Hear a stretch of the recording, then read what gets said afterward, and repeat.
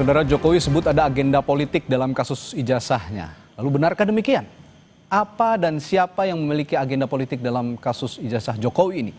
Kita bahas bersama Wakil Ketua Umum Jokowi Mania Andi Azwan, salah satu penuding ijazah palsu Jokowi Rismon Sianipar, serta Direktur Eksekutif Trias Politika Agung Baskoro. Selamat malam Bapak. Malam Mas Radi. Malam Mas Radi. Baik. Malam Mas Radi. Saya ke Bung Andi dulu. Bung Andi, jadi berdasarkan komunikasi Anda dengan Pak Jokowi, apa yang dimaksud dengan agenda politik di balik kasus ijazah palsu ini menurut Pak Jokowi? Ya, kalau kita melihat ya, sebetulnya kan ini sejak 2 bulan yang lalu kita sudah mengendus ada agenda-agenda politik di balik kasus dengan ijazah palsu ini gitu loh. Karena ini berkaitan gitu kan, dari ijazah palsu terus ada tiba-tiba ada purnawirawan ya, kemudian muncul ada lagi penumpang gelap yang namanya Betor gitu kan, mengarang sebuah cerita fitnah-fitnah itu, dan ini nanti bermuaranya akhirnya terjadi apa? Ya pemakzulan itu kan begitu.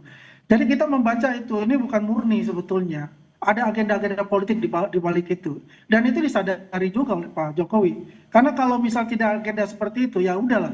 Kita tunggu aja proses pengadilan itu sebetulnya. Kemudian apapun itu, keputusan apapun itu, ya tinggal kita ikuti saja sebetulnya. Karena kan bagaimanapun ini sudah cukup lama ya, kasus ini. Dan akhirnya yang terjadi adalah jadi bola-bola liar, ya, yang tidak bisa terkendalikan gitu loh. Akhirnya macam-macam lah yang terjadi kan. Banyak sekali agenda-agenda di luar yang masuklah ke dalam itu, sehingga mencoba mencari celah-celah untuk bisa mengganti Mas Gibran sebagai wakil presiden. Oke. Menurut Anda ada relevansinya ke situ berarti ya Bung Andi ya? Ya, pasti itu ada relevansinya ke situ gitu. Oke. Tapi yang konkretnya sepertinya kalau Pak Jokowi sudah bicara seperti itu, berarti beliau juga sudah tahu sebenarnya ada agenda politik besar yang dimaksud itu tadi. Tapi kenapa tidak diungkap saja agenda politik seperti apa yang detail begitu? Karena kalau memang tidak diungkap seperti ini, takutnya malah jadi jadi kisruh saja begitu akhirnya. Ya, sebetulnya masyarakat juga sudah cukup cerdas lah ya. Apa sih yang terjadi di balik kekisruhan ini, ya, kegaduhan-kegaduhan ditimbulkan ini, cukup cerdas lah untuk itu. Tidak perlu untuk diungkapkan siapa dalangnya A, B, atau C sebetulnya. Itu sudah menggambarkan ya nanti saja bagaimana terjadi di proses pengadilan sebetulnya. Itu yang bisa mengungkapkan, misalnya kalau misalnya dalam pengadilan itu sudah diputuskan, misalnya kami yang katakanlah quote unquote bahwa kami itu menang gitu kan, bahwa ijazah kami ada, ijazah Pak Jokowi ada asli, apakah ada kegaduhan-kegaduhan selanjutnya? Kalau ada kegaduhan-kegaduhan selanjutnya itu tidak teredam, berarti memang agenda itu terkonfirmasi. Oke, saya ke Bung Rismon. Benar Bung Rismon ada arah atau ada relevansinya dengan upaya pemakzulan wakil presiden kita Gibran Rakabuming? Ya, kami kan hanya mengeksaminasi hak-hak kami, ya, hak dan kewajiban kami sebagai warga negara. Ya, bahwa kami mematuhi, ya, hadir di Polda Metro Jaya atas laporan Pak Joko Widodo, ya, itu juga bagian dari kewajiban kami sebagai warga negara. Tetapi samping kewajiban kan kami juga punya hak untuk melaporkan Pak Jokowi. Dan apa yang kami laporkan juga merupakan kontradiksi atau kontroversi yang dibuat sendiri oleh Pak Jokowi begitu loh. Ya, pada tahun 2017 berdialog dengan Pak Kasmujo, dan di situ publik menyimpulkan bahwa Pak Kasmujo adalah dosen pembimbing skripsi dari Pak Kasmujo. Ternyata setelah saya datang ke perpustakaan Fakultas Kehutanan UGM, bahwa nama Pak Kasmujo tidak ada di skripsi yang diduga atas nama Joko Widodo tersebut. Dan dikoreksi kemudian oleh Pak Jokowi bahwa Pak Kasmujo adalah dosen pembimbing akademiknya. Dan ketika saya temui, jawaban Pak Kasmujo membantah keduanya, bukan sebagai dosen pembimbing skripsi maupun dosen pembimbing akademik. Dan itu terkonfirmasi, jawaban tersebut juga diberikan Pak Kasmujo kepada seorang jurnalis Kompas TV, ya, bernama Bung Dipo. Jadi ini kan konsisten, oleh karena itu ini harus kita sudahi. Dan kami ingin mengeksaminasi ya, hak-hak kami sebagai warga negara. Dan Pak Jokowi juga harus tunduk dong, kalau dipanggil ya sama seperti kami, datang dong begitu. Dan kami meminta tadi dan berkesempatan untuk bertemu dengan Direktur Reskrimsus Polda DIY, bahwa beliau akan secara hati-hati seksama untuk meneliti laporan kami tadi. Begitu Bang. Baik. Jawaban Anda ini tetap dalam pusaran kasus, tapi pertanyaan saya tadi adalah sebenarnya untuk meng-counter apa tuh menanyakan kembali, benarkah ada upaya-upaya lain di balik kasus dugaan ijazah palsunya Pak Jokowi ini? Seperti salah satunya tadi kalau kata Bung Andi soal pemakzulan katanya. Bung Rismon. Saya Bang, Ya, Bung Rismon nggak ada silakan. kaitannya dengan apapun. Ini kan murni kajian ilmiah yang diduga berita yang dituduhkan kepada kami menjadi berita bohong. Padahal ini kan cuma ilmu dasar dalam image dan video processing. Ini kan ilmu dasar bahwa mahasiswa semester 5, semester 6 pun sanggup menganalisa ini ya, bahwa dengan font identification itu font Times New Roman di lembar pengesahan Oke. skripsi, dan dari bundle dari yang didapatkan Bu Tifa pun sekarang terkonfirmasi bahwa teknologi pada lembar pengesahan skripsi tahun 1985 itu mesin ketik, dan itu diberikan langsung oleh si pemilik ya, dokumen asli tersebut baik transkrip nilai, ijazah maupun skripsi itu terkonfirmasi dengan analisa kami, begitu Bang. Baik. Jadi tidak ada motif politik apapun. Kami bertiga murni adalah pendapat akademik, ya, analisa akademik, dan siap untuk dibantah. Oke, Itulah baik. indahnya demokrasi dalam akademik. Begitu, Bang. Mas Agung, kalau gitu saya Ya. juga tanya ke Anda, analisis Anda sendiri betul ada relevansinya dengan agenda-agenda politik besar seperti yang tadi dikatakan Pak Jokowi soal kasus ijazah dugaan ijazah palsunya Pak Jokowi ini? Ya, Pak Jokowi ini kan bukan istilahnya aktor politik kemarin sore ya, dan apa yang menjadi kasus yang dihadapi berturut-turut dan bertubi-tubi menyerang beliau dan putra beliau ya, Mas Wapres Gibran semacam itu memang susah untuk tidak terkait satu sama lain karena momennya, waktunya itu Bersamaan gitu ya? berbeda gitu, bersamaan. Jadi saya sebagai analis juga kalau misalkan di panggung depan ini kasus hukum, Bang Rismon bilang beliau peneliti, nggak ada masalah saya. Tapi sebagai analis politik saya harus melihat operasi di belakang panggung itu. Ya, bagaimana pola-pola pemakzulan, pola-pola ijazah ini bekerja, terorkestrasi, orang-orangnya siapa, waktunya gimana, bagaimana pola dan momentumnya semacam itu. Dan saya melihat memang arahnya jelas karena Pak Jokowi ini terlalu kuat, Mas Radi. Ya, Anda mengatakan ada.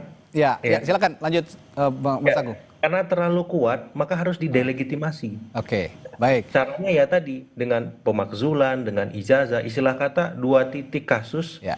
rusak susu sebelanga gitu. Oke. Jadi legacy beliau ingin dihancurkan juga. Jadi orang nggak akan ingat infrastruktur, nggak akan ingat capaian kita bisa melewati pandemi. Sekarang yang orang ingat top of mind-nya adalah ijazah dan pemakzulan. Ijazah dan pemakzulan, baik. Nah ini kan menurut Ya. saya kurang sehat. Kenapa? Karena di balik kekurangan beliau ada kelebihan. Sebagaimana kita lihat Pak SBY, Pak Prabowo, Ibu Mega, dan seluruh presiden yang ada. Nah maksud saya ini kan harus diobjektifikasi. Nggak ada masalah kasus ini berlanjut dalam proses hukum yang proporsional, yang profesional. Tapi harapannya ini bisa diobjektifikasi bahwa di balik itu semua juga ada jasa-jasa beliau. Nah itu saja yang paling penting Oke. yang ingin saya sampaikan. Anda mencoba objektif begitu ya dengan kondisi saat ini. Nah, tadi saya tertarik dengan ada operasi-operasi sebenarnya di belakang itu berdasarkan analisis Anda sebagai analis politik begitu. Ya. Ini saya menarik perhatian saya juga. Saya akan tanyakan hal ini nanti ke Mas Andi juga, ke Bung Andi juga, apakah betul ada operasi-operasi tertentu dan siapa yang mengoperasikan? Tetaplah bersama kami di Sapa Indonesia Malam, kami segera kembali.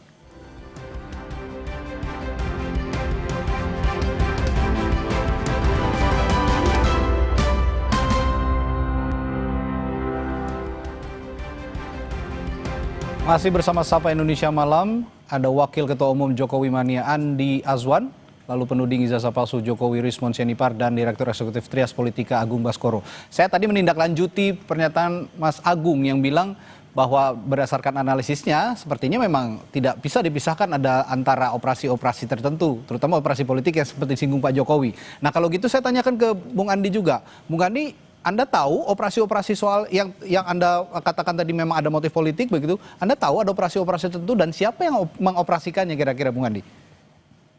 Ya, Bang Radit ya, saya setuju apa yang dikatakan Mas Agung itu. Ibaratnya gini, ada orang buang gas ya, baunya kecium semua tapi orangnya nggak ada gitu, susah ditebak. Seperti itulah analoginya gitu loh. Yang jelas memang ada hal-hal seperti itu ya. Kenapa? Karena rangkaiannya ini itu berkesinambungan gitu loh. Jadi backdoor-nya ini memang luar biasa untuk itu ya, untuk memanfaatkan situasi-situasi yang ada gitu. Karena itu juga dikatakan juga kan beberapa para apa namanya pengamat politik yang mengatakan yang dengan argumen-argumen mereka gitu kan, ya sebagai contoh misalnya bahwa Mas Gibran itu hanya pelongo-pelongo ya, tidak bisa melakukan kegiatan-kegiatan, dan juga mendesak DPR untuk menjawab surat dari para purnawirawan. Ya itu konteksnya kita bisa lihat. Yang terakhir kan kemarin kita bisa lihat ketika Mas Suryo dan kawan-kawan itu ada hadir pula di situ kan, ada Mayor Jenderal Sunarko di situ kan, ada Pak Rajasa juga di situ kan, dari perwakilan dari Purnawirawan ABRI, dan juga ada lagi nih, ada Pak Said Didu di situ. Saya juga bingung apa konteksnya dia bergabung di situ gitu, ya kan? Karena nggak ada korelasinya. Nah ini membuat suatu tanda tanya besar kepada kita semua, dan juga bisa menjadikan suatu apa namanya ya jadi bola-bola liar gitu. Jadi menganalisa yang jadi bola-bola liar akhirnya yang terjadi, dan itu buat kita itu sudah ada suatu gambaran di dalam itu. Yang itu kembali lagi, kita ini bukan orang yang selalu akan menuduh tanpa ada bukti dan maupun data. Begitu Mas Raditya. Jadi saya juga ingin minta tanggapan juga kalau gitu dari Bung Rismon. Bung Rismon tadi mengatakan tidak ada motif apa-apa. Ini murni soal untuk mengungkapkan soal kebenaran asli atau tidaknya ijazahnya Pak Jokowi. Tapi menurut Bung Andi kemarin ada beberapa rekan Anda juga Bung Rismon. Ada Mas Roy Suryo di sana, ada Pak Said Didu kehadiran dengan Purnawirawan TNI yang sebelumnya mengusulkan Pak Makzulan Gibran. Bagaimana tanggapan Anda soal ini? Bung Rismon? Ya, Bang. Ya. Iya, aduh, ini narasinya terlalu liar sekali, apalagi untuk saya ya. Ini narasinya Bung Andi ini terlalu liar tanpa ada pembuktian latar belakang saya, bagaimana. Saya menulis buku ratusan Pak Andi ya di Amazon. Jadi saya murni ini dan saya juga akan mempertimbangkan untuk melaporkan Pak Jokowi atas dugaan skripsi palsu. Karena memang tidak mendapatkan jawaban yang puas atas keterangan metode forensik yang dilakukan oleh Bareskrim terkait penggunaan cuma indera perasa, diraba, terus disimpulkan bahwa itu produk dari letterpress. Kami ingin ya itu diuji ulang, khususnya skripsi itu. Narasi-narasi liar itu yang disebutkan Bung Andi, ya, itu tidak menghentikan langkah saya supaya sejarah Indonesia ini diluruskan dan ke depan tidak ada lagi capres yang memiliki latar belakang khususnya pendidikan yang abu-abu. Ya, ini untuk generasi masa depan. Bung Rismon, artinya kehadiran Mas Roy Suryo kemarin, lalu kehadirannya Pak Said Didu itu tidak ada kaitannya dengan Anda begitu? Anda ingin mengatakan seperti itu ya, Bung Rismon? Kan mencetuskan ini kan murni sejak awal kan saya tidak ada kaitan dengan siapapun. Jadi ya murni saya analisa sesuai dengan kompetensi saya dan itu siap diperdebatkan, dikatakan saya salah dan kita siap seminar, itu nggak ada kaitannya dengan aktivitas-aktivitas politik. Apapun itu tidak ada. Ini murni ya saya datang ke Jogja ya biaya sendiri. Kemana pun saya biaya sendiri Bung Andi. Jadi ya itu terlalu liar lah khususnya untuk saya. Ya. Boleh saya jawab ya? Sebentar, Bung Andi, saya ke Mas Agung dulu. Nanti saya kasih kesempatan ke Bung Andi. Mas Agung, kalau melihat pernyataan Pak Jokowi yang kemarin itu bahwa ada motif politik, ada agenda politik besar begitu ya, Mas Agung. Sebenarnya Pak Jokowi ini menargetkan siapa? Saya yakin juga ini sebenarnya Pak Jokowi pengen mengarahkan kepada aktor-aktor politik misalnya yang dianggap oleh dirinya ini membuat agenda besar yang ingin mendiskreditkan pribadinya Pak Jokowi. Kira-kira siapa yang disasar sebenarnya oleh Pak Jokowi? Iya, saya bacain data indikator politik Indonesia, Mas, ya, surveinya yang dilakukan 27 Mei, 17 sampai 20 Mei 2025. Di situ memang cross tabulasi mengungkapkan ketika dibahas soal isu ijazah ini memang yang percaya ya paling besar itu kelompok capres Anies Baswedan dan Caimin ya, itu nomor 1. Itu jumlahnya lumayan besar 40,2%.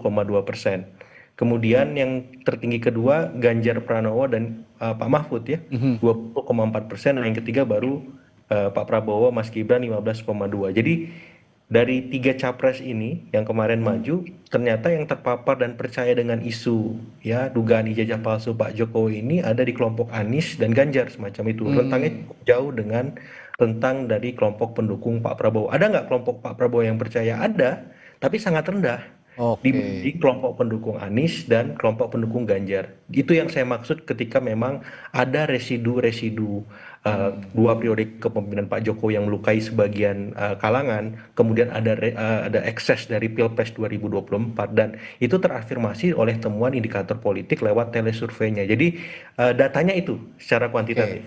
Ya, Dijawab dengan data oleh Mas Agung nih ya. ya, karena Oke. jangan sampai ini jadi debat kusir yang Debat nggak ada kusir, bukti. oke. Jadi Ya, sepakat. basis saya bicara ketika ada ekses dan residu itu basisnya adalah telesurvei indikator secara nasional dengan margin of error 2,8%. Jadi Oke. kolega saya Mas Burhan melakukan itu. Nah, secara kualitatif ya kalau ditanya ini tidak berkelindan, kemudian berdiri masing-masing secara tunggal, saya susah untuk tidak mengatakan ini tidak sesederhana itu.